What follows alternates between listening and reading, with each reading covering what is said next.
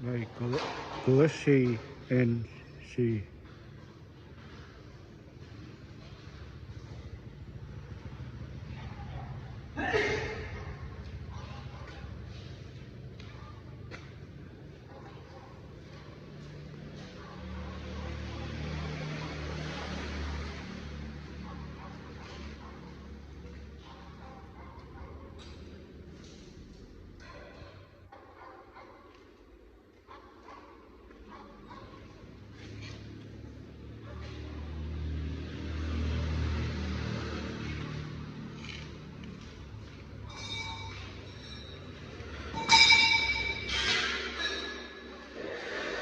Mấy cái mặt này nè, nó còn cộm lắm, xử lý lại đi.